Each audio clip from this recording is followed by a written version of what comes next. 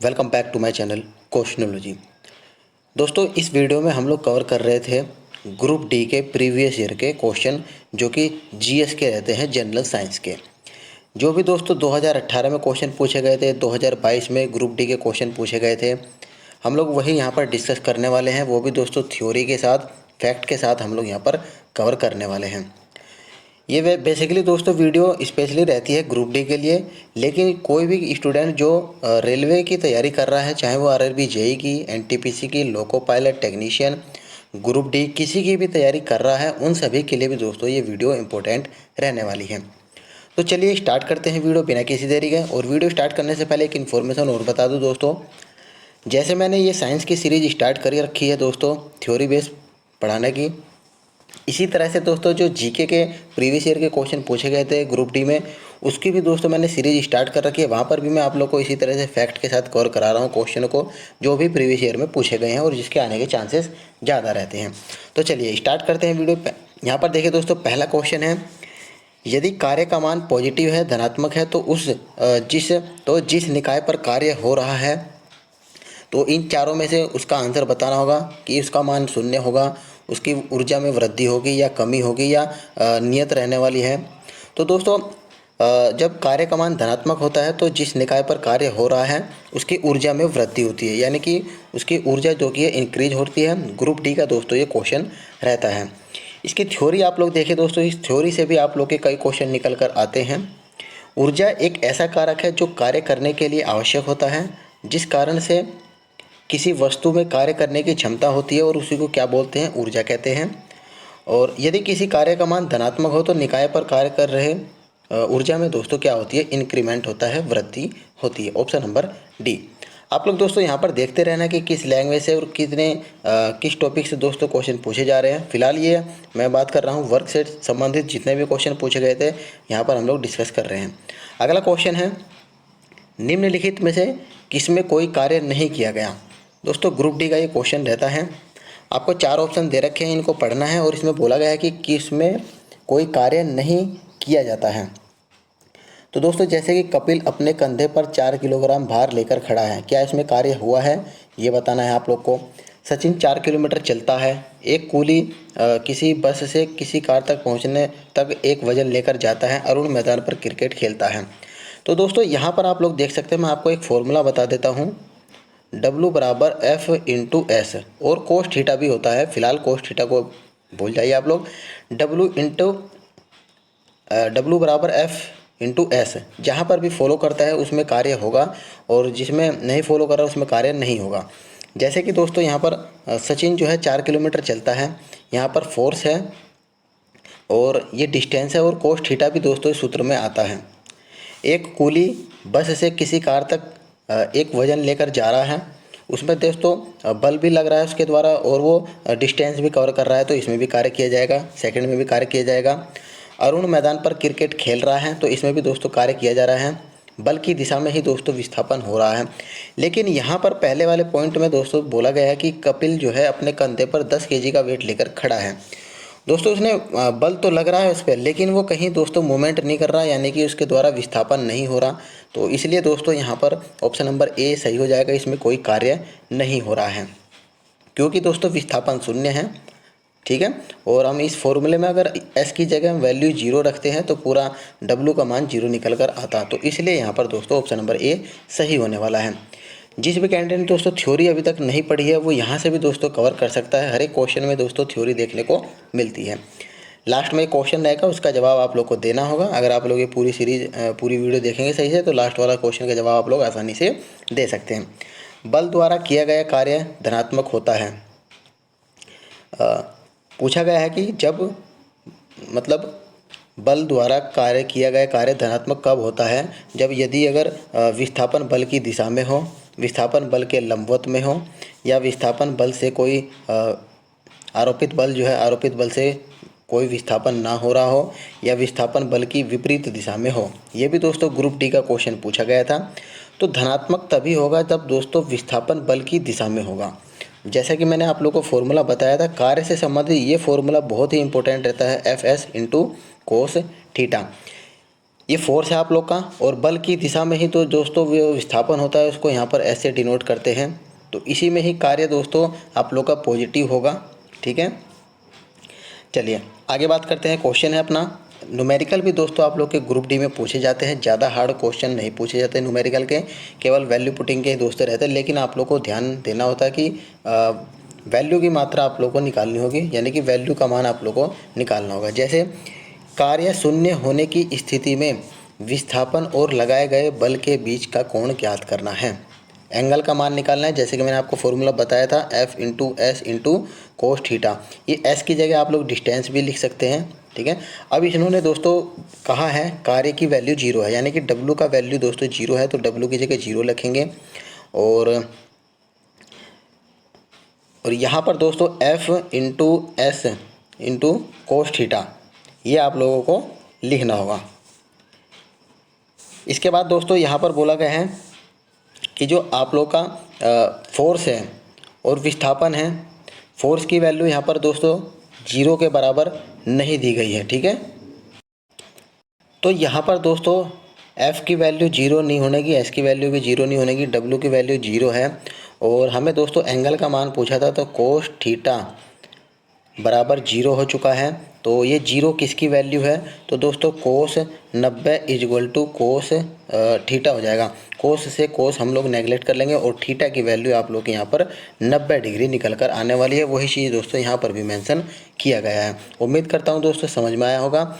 इसी से रिलेटेड अगला क्वेश्चन है दोस्तों, यहाँ देखिए आप लोग, इसमें बोला गया वही क्वेश्चन है, यदि किसी किया गया कार्य शून्य है तो बल और विस्थापन के बीच का कोण बताना है, तो 90 डिग्री इसका सही आंसर हो जाएगा। जैसे पीछे सोल्व करा है ऐसे ही दोस्तों इसको भी करना होगा।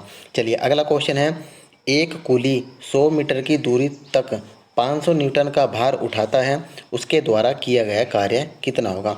उसी फॉर्मूले पर बेस है दोस्तों, अलग अलग लैंग्वेज से आप लोगों से क्वेश्चन पूछे जाएंगे। ग्रुप डी में दोस्तों देख सकते हैं ये क्वेश्चन पूछा गया था। तो इसने कहा है कि दोस्तों एक कुली 10 मीटर की दूरी 500 न्यूटन का भार उठाता है, उसके द्वारा किया गया कार्य कितना होगा। तो यहाँ आप लोग देख सकते हैं इसमें भी वही फॉर्मूला लगने वाला है, W is equal to F into S into cos theta. तो यहाँ पर दोस्तों आप लोग देख सकते हैं जो कुली चला है 100 मीटर दूरी चला है और 500 न्यूटन का भार दोस्तों उठा रखा। मान लीजिए ये कुली है और भार उसने उठा रखा है, तो भार और ये जो डिस्टेंस चला है इसके बीच का एंगल कितना है देख सकते हैं, 90 डिग्री का एंगल है। तो यहाँ पर आप लोग लिखेंगे W is equal to F into S into cos theta.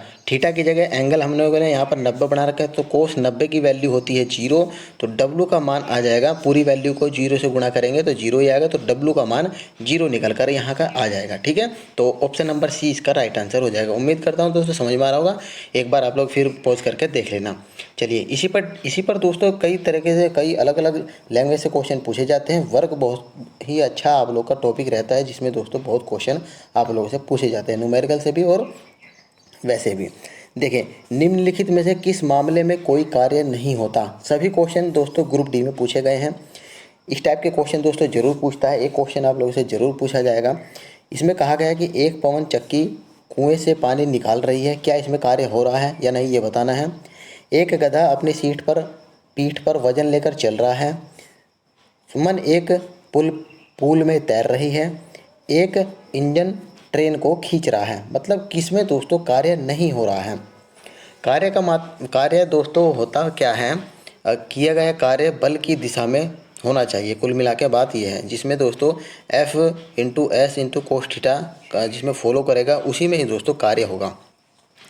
तो जो ये एक गधा है अपनी पीठ पर वजन लेकर चल रहा है, इसमें दोस्तों कार्य का मान 0 होगा। कैसे होगा, अब देखिए मान लीजिए दोस्तों ये गधा है, इसने अपनी पीठ पर वजन ले रखा है, ठीक है, और ये चल रहा है दोस्तों अपने आगे की तरफ चल रहा है, और इस पर जो आप लोग का वेट लग रहा है, बल इसको कह सकते हैं आप लोग, तो दोस्तों बल इधर को लग रहा है और ये इधर से जा रहा है। दोनों के बीच कितने डिग्री का कोण बन रहा है, 90 डिग्री का।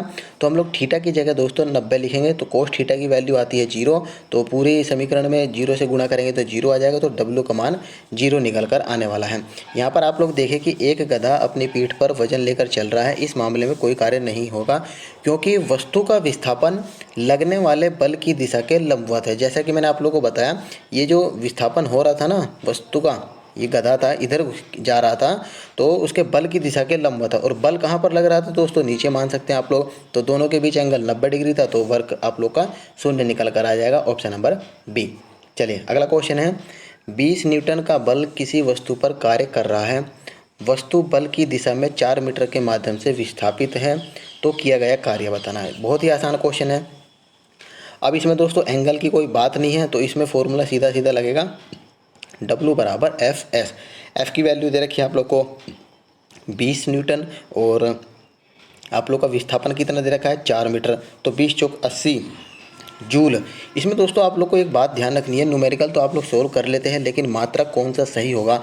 सभी में 80-80 तो दे ही रखा है, लेकिन आप लोग को इसमें ध्यान रखना है कि कार्य का मात्रक क्या होता है, जूल। तो जूल वाले पे ही टिक करना है, ना कि न्यूटन पे या वाट पे या पास्कल पे, ठीक है। ग्रुप डी का दोस्तों ये न्यूमेरिकल आया हुआ था पिछली बार। चलिए अगला क्वेश्चन है, वीडियो थोड़ी लंबी रहने वाली है दोस्तों, लेकिन सारी इन्फॉर्मेशन आप लोग को दूंगा यहाँ पर, एक एक व्याख्या दोस्तों जहाँ पर जो बता रखी है किस तरह से न्यूमेरिकल सोल्व करा गया, सभी जानकारी देने वाला हूँ मैं। देखिए, एक मजदूर भूमि से 15 केजी का सामान लेता है और उसे भूमि से 1 मीटर ऊपर अपने सिर पर रखता है। उसके द्वारा सामान पर किए गए काम की गणना करनी है आपको। देख सकते हैं 2018 में क्वेश्चन पूछा गया था। तो इसमें भी दोस्तों फॉर्मूला आप लोगों का लगेगा क्या, एक और फॉर्मूला आता है आप लोग का यहाँ पर। एक तो दोस्तों वही हो गया W बराबर F into S cos theta. एक तो ये सूत्र याद रखना है फॉर्मूला। एक आपको दोस्तों याद रखना है कार्य बराबर होता है mgh, एक ये फॉर्मूला होता है, ठीक है। तो इसमें आप लोग को वैल्यू पुटिंग करनी है कि इसमें भार का मान दोस्तों दे रखा है कितना, 15। यहाँ पर देख सकते हैं 15 केजी, ठीक है, ये हो गया 15 केजी। फिर इसके बाद दोस्तों हाइट इसमें दे रखी है 1 मीटर की, ठीक है। और जी की वैल्यू दोस्तों यहाँ पर मान ली है हम लोगों ने 10 मान ली है। मानना क्या है, इन्होंने दोस्तों दे रखा है ऑलरेडी गुरुत्वाकर्षण का मान 10 मीटर पर सेकंड। तो इसको जब आप लोग सोल्व करेंगे तो 150 दोस्तों जूल इसका निकल कर आने वाला है। यहाँ पर भी दोस्तों जूल में आंसर टिक करना होगा, ना कि न्यूटन वगैरह में, ठीक है। मात्रक आप लोग को अच्छे से ध्यान देना होगा। तो इसका आंसर दोस्तों 150 जूल निकल कर आने वाला है, ऑप्शन नंबर बी। दोस्तों ये जो भूमि से मजदूर जो है नीचे से कोई वेट ऊपर उठाया है उसने, तो ऊपर जो कार्य हुआ है वो एक तरह से दोस्तों आप लोग की स्थितिज ऊर्जा है, जिसकी वैल्यू mgh होती है। तो उसी पर ही दोस्तों ये बेस्ड था क्वेश्चन। चलिए नेक्स्ट क्वेश्चन है, कार्य होता है यदि बल है तो कार्य होगा, घर्षण है तो कार्य होगा क्या, ऊर्जा है तो कार्य होने वाला है क्या, शक्ति है तो कार्य होगा क्या। इसमें से आप लोग को एक ऑप्शन चूज करना है। ग्रुप डी का दोस्तों क्वेश्चन रहता है। तो दोस्तों कार्य जब होगा, कार्य होता है यदि ऊर्जा होगी, तो ही दोस्तों यहाँ पर कार्य होने वाला है। इसकी आप लोग एक बार थोड़ा सा थ्योरी देखें कि कार्य करने की क्षमता को ही क्या बोलते हैं, ऊर्जा कहते हैं। इससे स्पष्ट है कि किसी भी वस्तु में ऊर्जा है तो वह वस्तु कार्य कर सकता है, ठीक है। कार्य में केवल परिमाण होता है, कोई दिशा नहीं होती। और ऊर्जा और कार्य दोनों का मात्रक दोस्तों क्या होता है, जूल होता है। जैसे कि हमने यूनिट में पढ़ लिया है, हम लोग मात्रक वगैरह हम लोगों ने कवर कर लिया है प्रीवियस ईयर के। अगर आपको देखना है तो प्लेलिस्ट में जाकर चेकआउट कर लेना। 1 जूल कार्य करने के लिए आवश्यक ऊर्जा की मात्रा 1 जूल होती है, और ऊर्जा का बड़ा मात्रक किलो जूल होता है, ठीक है। 1 किलो जूल की वैल्यू 1000 जूल, इसको रिप्रेजेंट ऐसे करते हैं। तो ऑप्शन नंबर 20 का सही उत्तर हो जाएगा। अगला क्वेश्चन है, ये इस तरह से छोटे छोटे क्वेश्चन ही दोस्तों हम लोगों से एग्जाम में गलत हो जाते हैं, तो इसको कई बार प्रैक्टिस आप लोगों ने करनी है।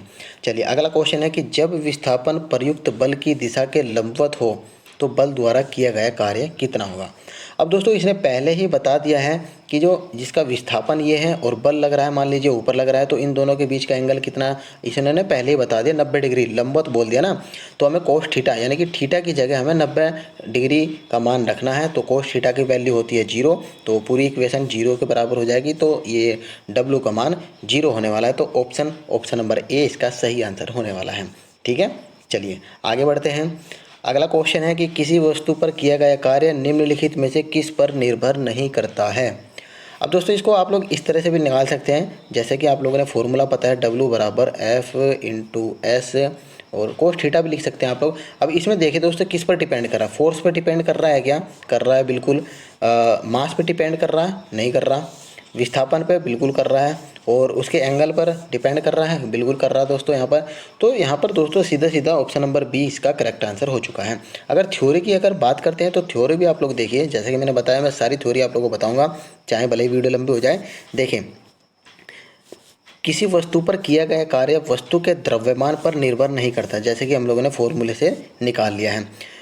भौतिकी में कार्य का अर्थ निम्नवत है, जैसे कि बल लगाकर किसी वस्तु को बल की दिशा में विस्थापित करने की क्रिया को ही क्या कहते हैं, कार्य कहते हैं। जैसे कि दोस्तों मान लीजिए हम लोगों ने पलंग है, पलंग पे हमने बल लगाया और उसको सरका के आगे कर दिया, तो हम लोगों ने कार्य ही तो किया है इस तरह से, ठीक है। तो वही दोस्तों यहाँ पर बोला गया है। इस प्रकार कार्य का मात्रक ये मैंने आप लोगों को बता दिया है, ऊपर हिंदी में लिखा हुआ है कि बल गुणा बल की दिशा में विस्थापन। अतः कार्य की परिभाषा से स्पष्ट है कि किसी वस्तु पर किया गया कार्य बल तथा विस्थापन पर निर्भर करता है, न कि उसके मास पर निर्भर करेगा, ठीक है। तो option number B correct answer हो गया। अगला क्वेश्चन है, किसी वस्तु पर किया गया कार्य निम्नलिखित में से किस पर निर्भर नहीं करता है। सेम क्वेश्चन है दोस्तों, option number B correct answer हो जाएगा। सभी के सभी क्वेश्चन देख सकते हैं, प्रीवियस ईयर में दोस्तों पूछे गए हैं। अगला क्वेश्चन है कि किसी वस्तु पर किया गया कार्य निम्न में से किस पर निर्भर नहीं करता है। तो ये ऑप्शन अलग अलग दे रखे हैं, ठीक है, यहाँ पर भी देख सकते हैं। तो इसमें भी वही होगा, वस्तु के द्रव्यमान पर निर्भर नहीं करता है। चलिए आगे बढ़ते हैं। आगे क्वेश्चन है ये दोस्तों आप लोग का एक अच्छा क्वेश्चन है, ठीक है। ये पूछा जाता है कि निम्नलिखित में से कौन अधिक कार्य कर सकता है। उठा हुआ हथौड़ा ज़्यादा काम करता है, या एक चली हुई गोली ज़्यादा कार्य कर सकती है, या तेज़ी से आता हुआ पत्थर, या एक घूमता हुआ पहिया। देख सकते हैं ग्रुप डी में दोस्तों ये क्वेश्चन पूछा गया था। तो दोस्तों यहाँ पर आप चारों ऑप्शन को पढ़ेंगे तो इसमें आप लोग देखेंगे कि किसमें दोस्तों वेग अधिक होगा, सबसे ज़्यादा वेग किसमें होगा किसी भी प्रोडक्ट का। तो यहाँ देख सकते हैं हथौड़ा अगर नीचे गिरेगा तो उसका वेग बहुत कम होगा, तेज़ी से आता हुआ पत्थर का भी वेग कम होगा, पहिया घूमने वाला भी कम हो, जो लेकिन गोली चली हुई है उसका वेग बहुत ज़्यादा होने वाला है।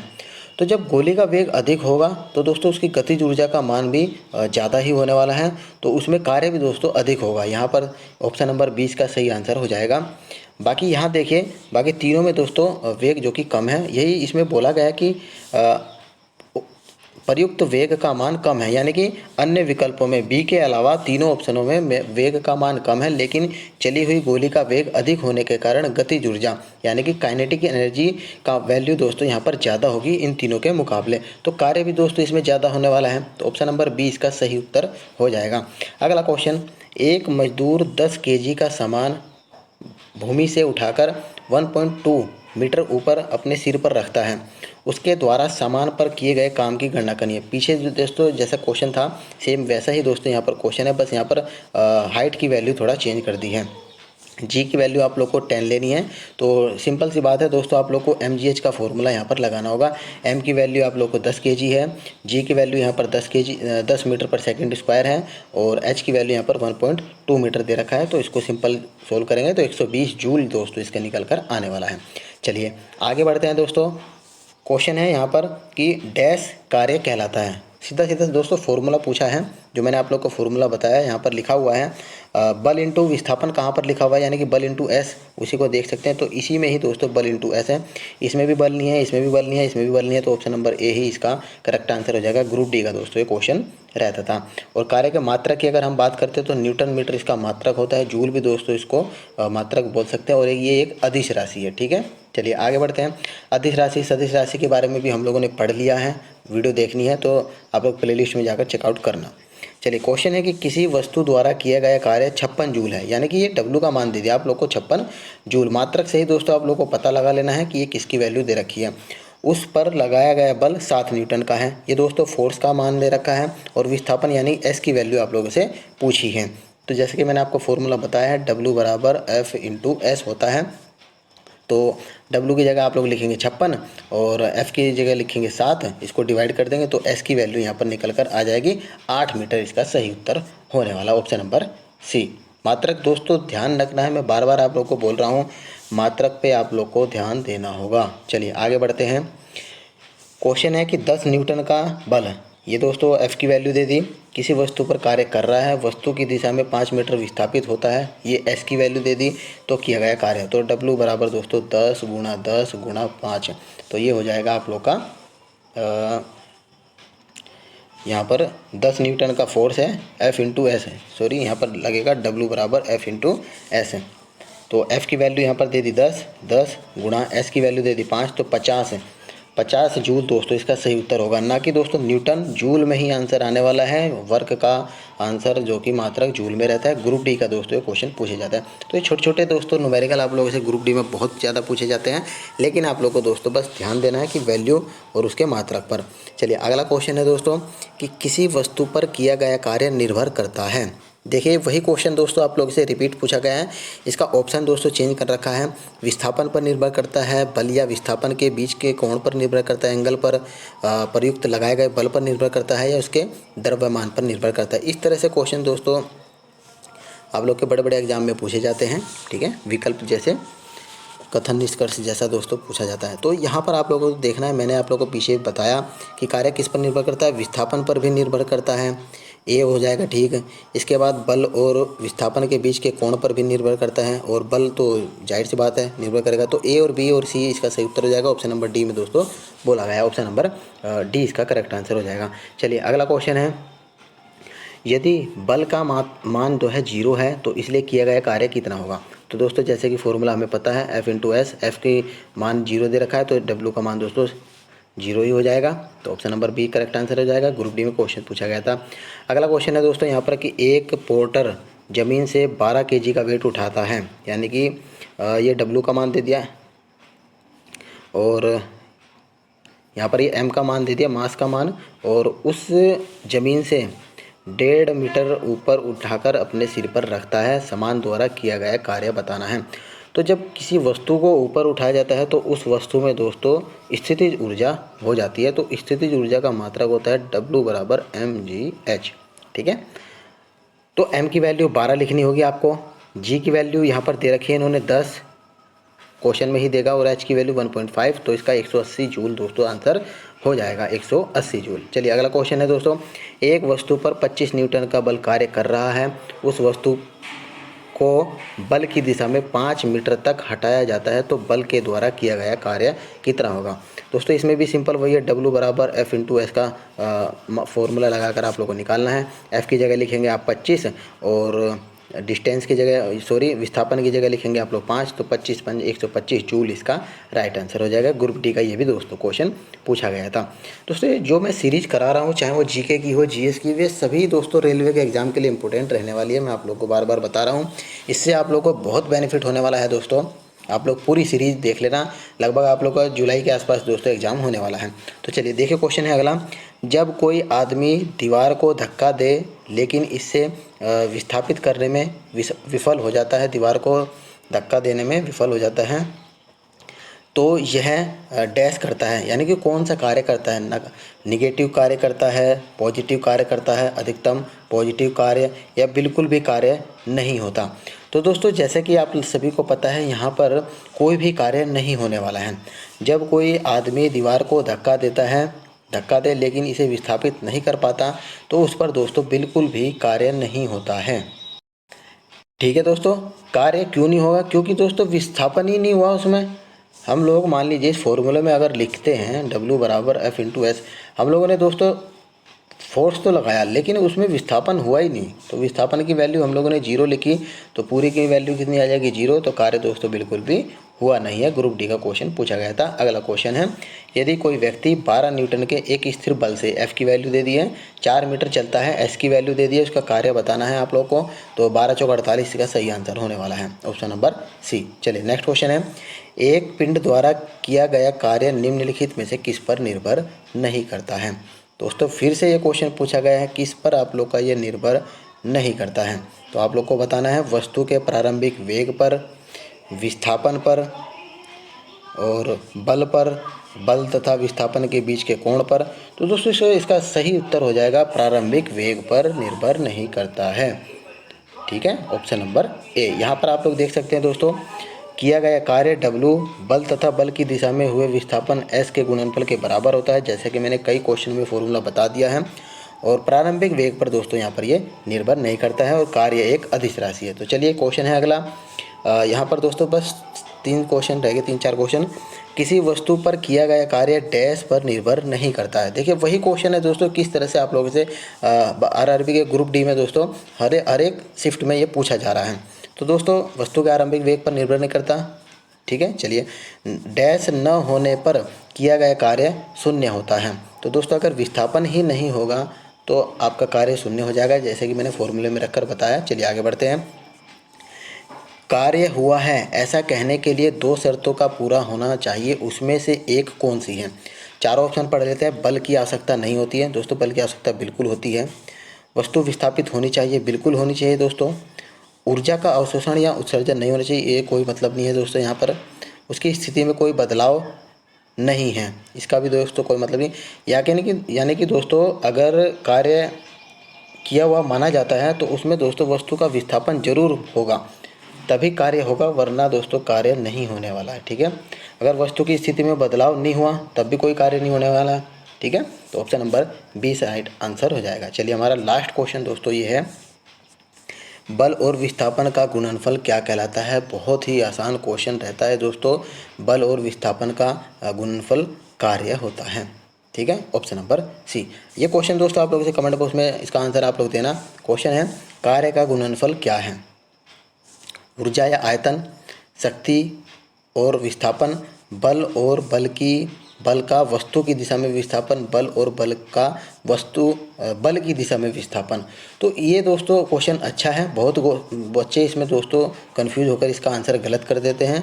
आप लोग कमेंट बॉक्स में इसका आंसर देना, ठीक है। तो देखते हैं दोस्तों कितना बच्चों का यहाँ पर आंसर सही निकल कर आता है।